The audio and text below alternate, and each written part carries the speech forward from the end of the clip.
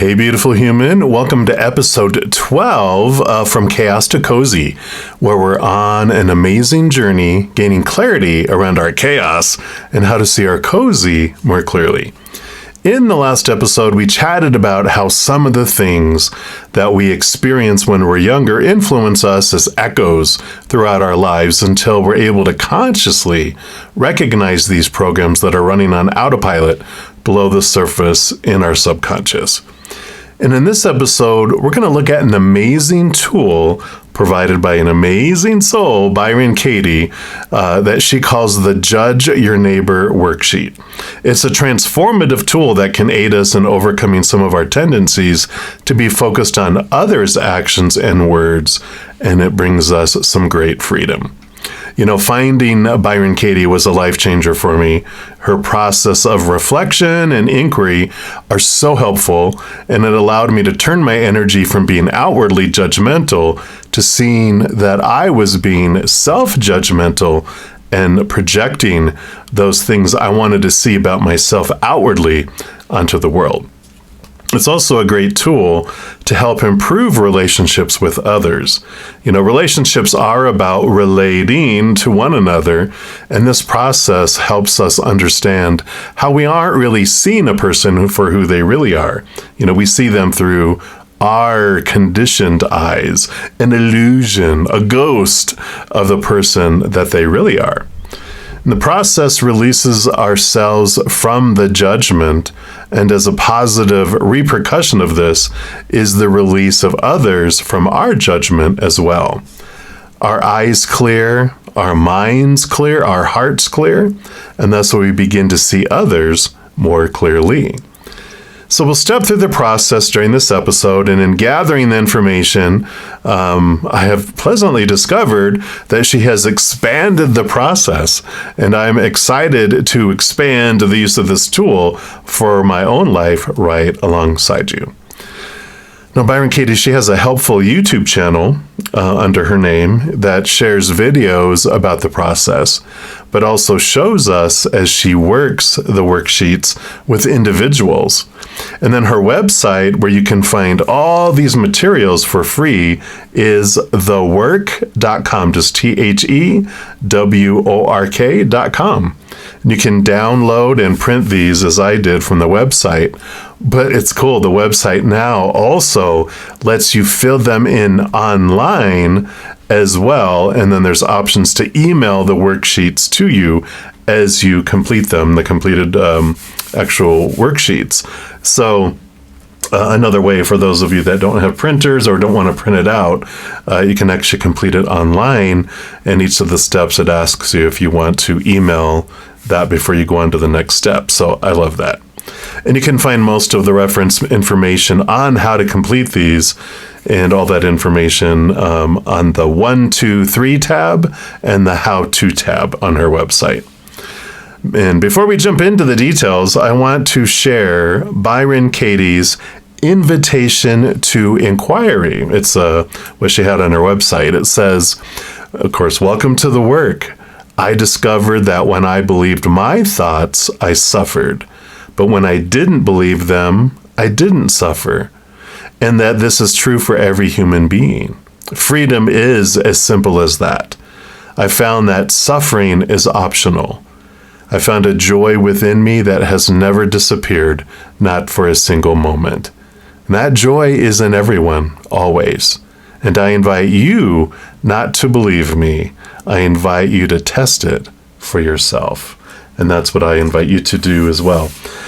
Try it, give it a try, and if it doesn't resonate and do what it has done for me, you know, no harm, no foul, but it is an amazing process. So let's start with part 1, which is the I complain about because worksheet. And this is one of the newer parts of the process that I had not seen before researching for this episode of the podcast, and I love it. So, of course, you can see it on the website, but this is what it looks like here. And, it's designed for us to be able to notice who or what upsets us and why. And we want to try to recall a specific situation, not like an overall tendency, like someone is always late. We want to focus on to one specific situation when they were late, so we can tap into the emotion and the vision of the experience. And she mentions that to begin, relax and be still. Travel into your mind to a specific situation where you were angry, hurt, sad, or disappointed with someone. Witness the situation. Be there now. Notice, name, and feel the emotion or emotions you were experiencing at the time. Find the reason why you were upset. And you can do this sitting still, or if you prefer, you can walk or wander through your home, placing your focus specifically on any complaint that arises in your mind. And be very clear and focused as you write down each complaint by filling in the blanks on the worksheet. And then continue to add complaints to your list throughout the day as you become aware of them, and then continue to cultivate the state of awareness one complaint at a time. And she recommends to use short, uncomplicated sentences. And, this, of course, exercise isn't about piling on guilt. It's about noticing how often your ego pulls you out of your presence.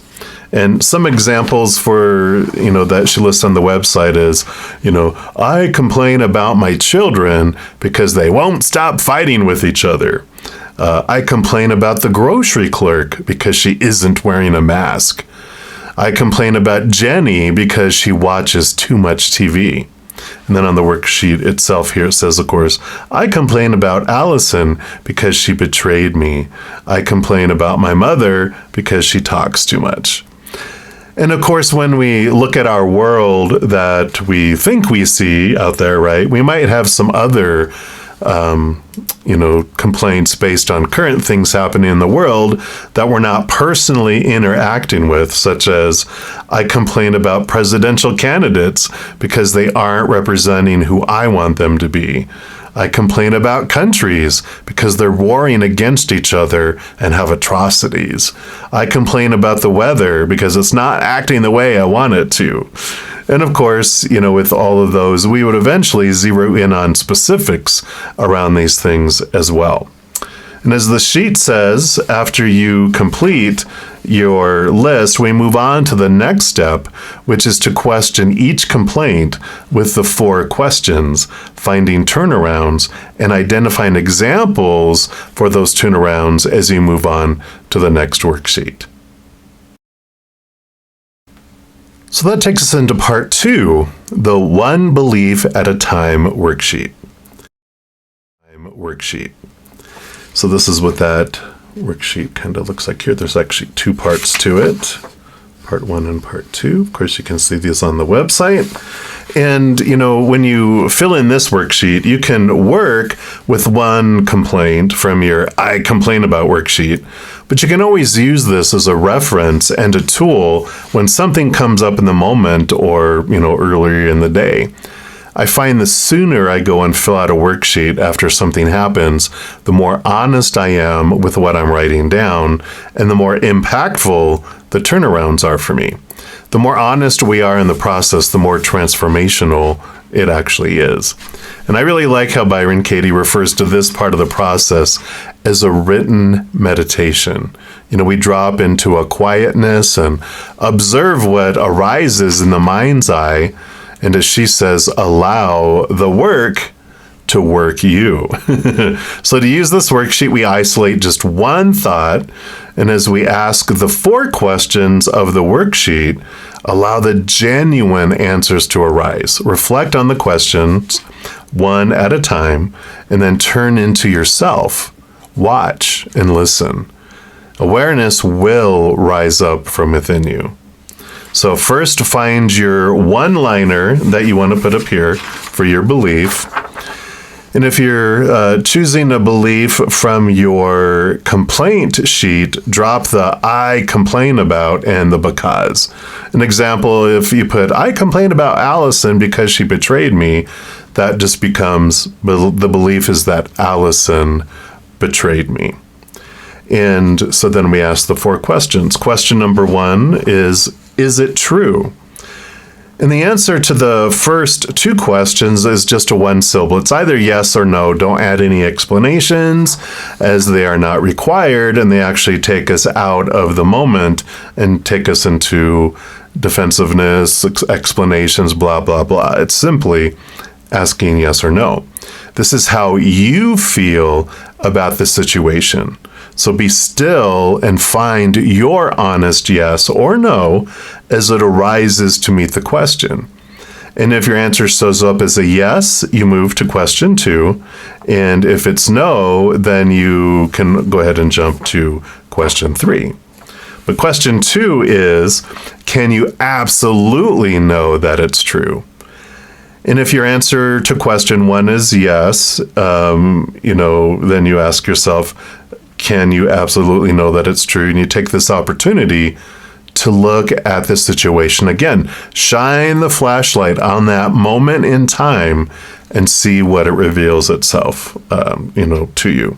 I know with me, when that word absolutely pops in there, I'm like, well, beyond a 100% shot of a doubt, there can always be something. So maybe it's no. But if a yes is purely for you, and that's how you feel, then you say yes. Don't be afraid to write yes and move forward. Don't get caught up too much. Just go out what comes up as you reflect on those. And then question 3 is, how do you react? What happens when you believe that thought? In this case, it was, that Allison betrayed me.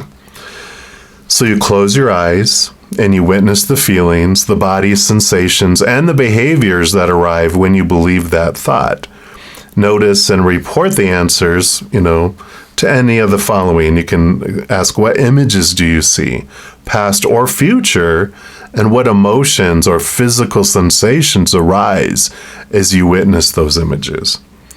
How do you treat the other person when you believe that thought? How do you treat yourself when you believe that thought? And do any obsessions or addictions begin to appear when you believe that thought? So it's a very reflective piece there. And then after that, you go on to question number 4, which is, who would you be without that thought? And I like that she used to really focus in that, I'm not going to ask you to give up the thought, so it's only just putting it to the side for a moment. If you can, for just a moment, ask yourself, who would you be without that thought? So closing your eyes, you return to the situation, you take a moment to reflect, to observe and experience the situation again, this time without that thought. And then who or what you would be without that thought is what you want to look at. How would you see or feel about the other person? And then drop all of your judgments. Notice what is revealed. And I love that, because you are able to see yourself very differently and see the situation differently when you're out of that, that thought that was creating your anxiety and taking away your peace. And so those questions are very clarifying. And for me, they also brought in this awareness that if I was able to step away from a belief for a moment to see a different perspective, I could actually choose that and choose to do that anytime. It ignited like this super awareness of my power of choice. And that's really cool with that. And next, we apply turnarounds to the situations in here, and we can apply them. And oh boy, the turnarounds, they are crazy amazing as they show us what's really going on below the surface. And the more honest we are with the belief and the accusation of the other, the more impactful the turnaround. So let's take a quick look at turnarounds.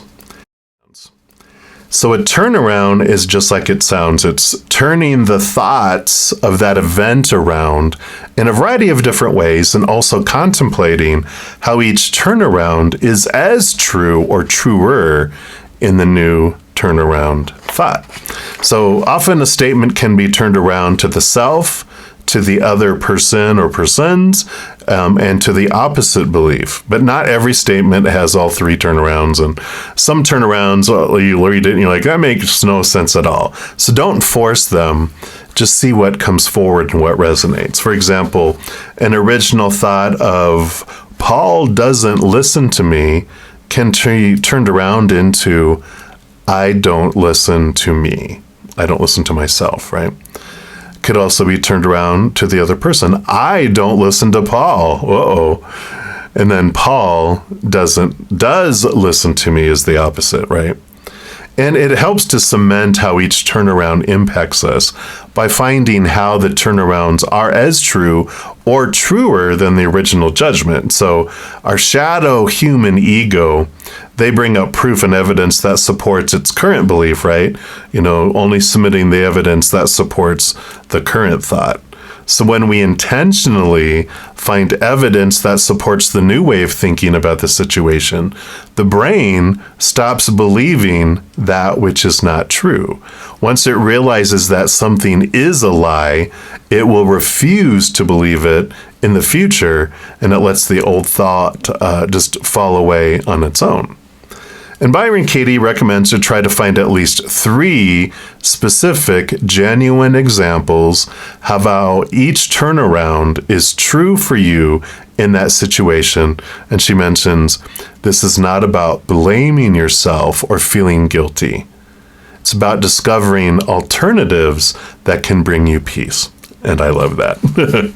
She also provides a hint that as you do the work on subjects such as the body or disease or career or God, when you come to the turnarounds, substitute the words, my thinking, for the subject. An example that could be, my body should be strong, flexible, and healthy. And you turn it around to, my thinking should be strong, flexible, and healthy. And that's what we really want, right? A balanced, healthy mind. Has a sick body ever become a problem? Or is it our thinking about the body that causes the problem? Very good questions. So turnarounds of course, can be so powerful. And I really like the way she has split out this worksheet up until now, because all these first 3 worksheets is a bit new, but now we can take everything we've learned through these other worksheets into the worksheet that I originally dealt with, which is a great opportunity for clarity, the Judge Your Neighbor worksheet. Part 3, which is the Judge Your Neighbor worksheet. It's an opportunity for you and your shadow ego self to share its feelings.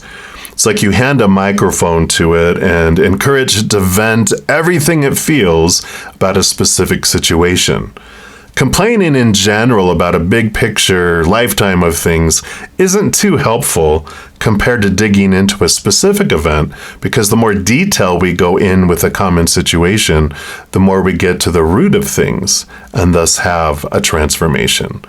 And if we stay at a high general surface level, we keep repeating the pattern, because when we continue to do what we've always done, we get what we've always gotten. And this worksheet allows you to capture your stressful thoughts using short, simple sentences. And you try to stay anchored in the specific moment in time. Don't get pulled out into all the history or the future fears. It's coming into this moment, into this specific memory. And so you write without censoring yourself, and you allow yourself to be as judgmental, childish, and petty as you were in that moment. And it's an opportunity to discover the cause of your stress and emotions in that moment. So you choose a person, a time, and a place from either your I complain about worksheet list or a situation from the past that really, really bothered or continues to bother you. And as you meditate on that specific person, time, and place and begin to feel into the emotions, that's when you fill in the blanks. Remember, keep it simple. If you find you use a lot of words, find a way to say it more simply while keeping the same meaning. And we'll step through the worksheet with an example situation that Byron Katie provides. And then we'll revisit here in a moment too, because they give you a fifth sheet that talks about the 4 questions and the turnaround thoughts that can help you like as a companion for this main sheet here. So we'll step through these. And she shares that the situation that we're going to talk about here, it's a situation that actually took place several years ago in her life, and meditating on the moment in time, she was able to be there in the now. So the situation she mentions was that Paul and her, they were standing in their kitchen in a heated argument. He'd had 4 heart attacks, and his doctor had begged him not to smoke. But she smelled cigarette smoke on his breath. And she was thinking, no matter what I say, he lies to me about his smoking. So question 1, which of course you can again get this sheet on the website, is in this situation, who angers, confuses, hurts, saddens, or disappoints you, and why? So in this example, she would write, I am angry with Paul because he lied to me. And then, so you just throw up on the sheet, right? And then you go to question 2. In this situation, how do you want him or her to change? And what do you want him or her to do? So for her, she said, I want Paul to see that he is wrong. I want him to stop lying to me. Then she went on to question 3. In this situation, what advice would you offer him or her? He or she should or should not do something. In this case, she wanted to tell Paul that he shouldn't frighten me with his behavior. He should take a deep breath. And then moving on to question 4, in order to be happy in this situation, what do you need him or her to think, say, feel, or do? The example here was, I need Paul to stop talking over me. I need him to really listen to me. And then on to question 5, which is, what do you think of him or her in the situation? Make a list. I like it. So it's okay to be petty and judgmental because you're just letting all this emotion out onto paper, right? Better here than in battle with them. So let it out here. And the example was, Paul is a liar. He's arrogant, loud, dishonest, and unconscious. And then the final question is, what is it about the person in that situation that you don't ever want to experience again? And her example is, I don't ever want Paul to lie to me again. I don't ever want to be disrespected again. And so once you have this whole page filled out, then that's when the inquiry can begin. You take one thought at a time. If you have written more than one thought per question, take each one separately to inquiry, and then use the 4 questions and the turnarounds for each of the 6 questions. And let's take a look here and see what that looks like. So question number 1, she had answered, I am angry with Paul because he lied to me. So we'll step through like the 4 questions once just to give you an idea. We won't do it for every single one. But she can ask herself, okay, I'm angry with Paul. So Paul lied to me. Is it true? Yes, he did. I can smell smoke. And we start to explain, right? It's like, bring it back to one syllable. You don't have to defend it. You don't have to explain it. Is it true? Yes. So since we answered yes to question 1, we go to question 2, which is, can I absolutely know that it is true? And in that moment, maybe within the heated moment, feeling all the emotions, it's like, yes, I do feel it's absolutely true. And then we don't stick to that and, spend a lot of time. We just answer those very honestly. And then we move to the third question. How do I react? What happens when I believe that thought? Maybe I feel judgmental. Maybe I feel betrayed. What else is he lying about? So you get really honest with that. Of course, she doesn't mention, but she felt at the time, at least here, maybe in her book, Loving What Is. And so you sit in that and you look at, wow, so when I believe that thought, look all the stress, look at all the stuff that comes in. And then the fourth question, who would I be without that thought that Paul lied to me? And then, we look into that. Well, maybe I'd be more understanding. Maybe I'd ask if he's okay. Maybe I could be more supportive with him, right? So, we have the four questions, and that just sitting in that alone brings so much clarity. And again, like I mentioned before, when I realized I could drop that thought, then I step into my power and go, why don't I want to? Maybe I can. And if not, then, I feel like as we work through the worksheet, by the time we get to the bottom, things might be more clear where we are willing to let it go. I've seen a lot of Byron Katie's, her YouTube channel, when she works through the worksheet with people are angry or crying and so upset. And then she asks them up on stage to go through it. And by question 4, somewhere down, they're laughing. It's amazing when you see the turnarounds. It's crazy. So that is next, the turnarounds, right? So we look at here, and when she said, I'm angry with Paul because he lied to me, she can be, I am angry with myself because I lied to me. How am I lying to myself? Maybe it is I'm thinking I'm responsible for their health and making sure they're doing what they're doing, and, that they should be living their best lives. Their happiness is my responsibility. We just look at what are the lies that I'm telling myself about the situation. You can flip it to, Paul is angry with me because I lied to him. It's like, what? Yeah, and how is that true? Again, we look for, at least we try to find 3 reasons why that's as true or more true than the original statement. You never know. Maybe she promised not to nitpick him as he was trying to quit. And so she's doing something that, she said she wasn't going to do it, but now she is, right? So you never know. And then the third turnaround, Paul didn't lie to me. Maybe he didn't promise he'd quit, but that he would try. We don't know the whole situation. But you'd be able to discover those and turn those around. And then you do the same thing with number 2, like when she was saying, I want Paul to see that he is wrong. So we can, turn around as Paul wants me to see that I am wrong. You're like, ooh, where can that be true, right? That my approach to this, that I'm picking an argument and I'm judging, or maybe how I'm approaching mentioning the smoking to them.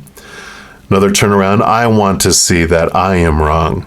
My thoughts, what's going on with that. And I want to see that Paul isn't wrong. I don't want to fight with him. I do want to see that he isn't wrong. And Paul wants to see that he isn't wrong. So, when you look at those, we can really turn those around. The second thing she had is I want him to stop lying to me. I want to stop lying to myself. Maybe that I can control anyone else. That's a lie we all mention to ourselves, right? And then 3 was Paul shouldn't frighten me with his behavior. We can do I shouldn't frighten myself with his behavior. Am I scared he'll die sooner than I want him to because of that? What else am I frightened about that he's trying to get out of this life by slowly killing himself? You never know. Another turnaround, I shouldn't frighten Paul with my behavior. Am I stressing him out? Maybe causing him to want to smoke more? And another turnaround, Paul doesn't frighten me with his behavior. We can see how that's more true, or true. And then there was, he should take a deep breath. I should take a deep breath. It feels very right there. Question 4, I need Paul to stop talking over me. And my thoughts need to stop talking over me. I need to stop talking over Paul. Paul is not talking over me. And then I need him to really listen to me. I need to really listen to Paul. Ooh, what am I not hearing when I'm so focused on me wanting him to listen to me? The other one, I need to really listen to my own thoughts. I need to question. Let me look at my own. And he does listen to me. And how is that more true? That's the whole thing. Our ego will show us the proof supporting our judgment. But when we really take a moment to look, we're like, no, he listens to me here. He listened to me there. He listened to me there. He asked me questions there. And so he does want to listen to me. And he does, right? And then number 5, Paul is a liar, arrogant, loud, dishonest, and unconscious. My thoughts are a liar. They're arrogant, loud, dishonest, and unconscious. And maybe a turnaround. Paul is not any of those things. But remember, find 3 specific, genuine examples of how each turnaround is true for you in that situation. And then we reach the 6th one, which is, I don't ever want Paul to lie to me again. I don't ever want to be disrespected again. So the turnarounds for that was, I'm willing to have Paul lie to me again. I'm willing to see him ruining his health again. And then I look forward to Paul lying to me again. I look forward to seeing him ruining his health again. We're like, what? Why would we be willing to and be looking forward to them repeating their actions?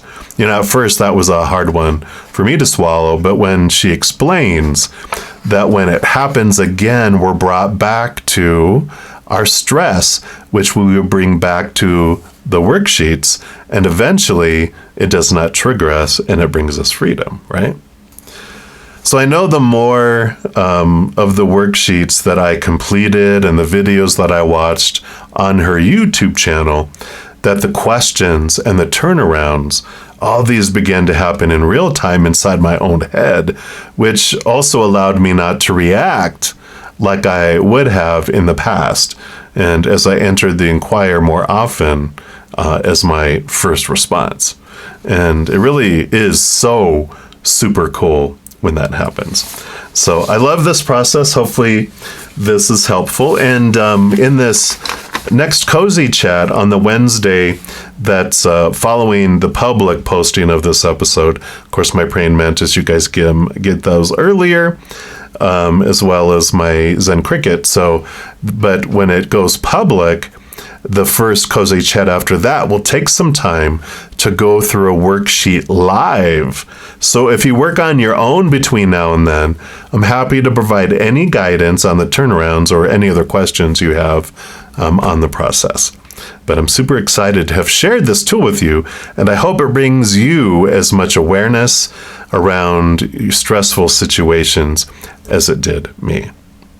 In the next episode, I'm going to introduce an energetic process that I call the hedge, and even talk about a world hedge that can aid us in feeling peace while releasing this energy that can build, that makes our heart ache. And so until next time, remember every second of every moment of our lives that we are eternally and unconditionally loved by the Mother and the Father of all things, our Creator. And of course, I love you too. So hang in there, take care of you, and we'll see you soon.